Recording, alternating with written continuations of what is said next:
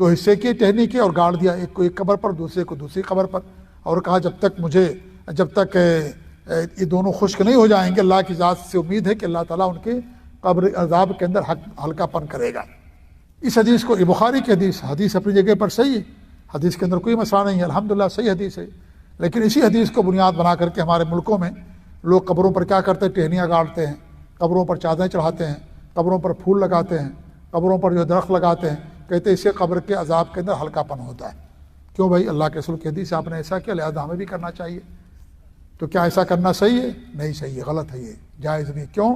اس لیے کہ آج ہم کو یہ نہیں معلوم پڑتا ہے کہ کس کو عذاب ہو رہا ہے، کس کو عذاب نہیں ہو رہا ہے۔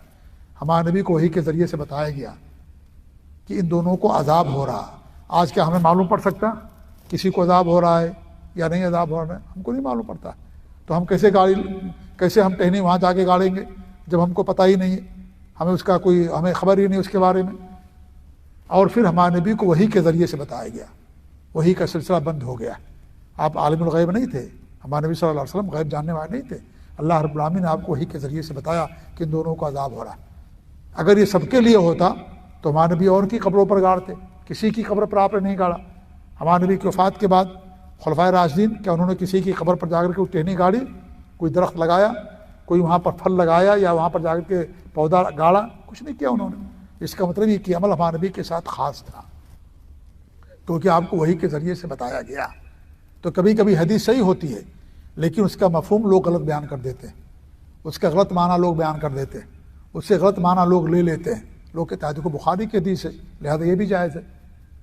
ایسا کرنا بالکل جائز نہیں، کیونکہ حدیثوں کو، قرآن کو صحابہ کے فہم کے مطابق سمجھنا، صحابہ نے کیسے عمل کیا اس کے مطابق ہم کو سمجھنا۔ کسی بھی صحابی نے کسی کی قبر پر یہ سب نہیں کیا، پودا نہیں لگایا، درخت نہیں لگایا، ہمارے نبی نے کسی اور پر نہیں کیا۔ آپ کو بتایا گیا کہ ان کو عذاب ہو رہا تب آپ نے ایسا کیا۔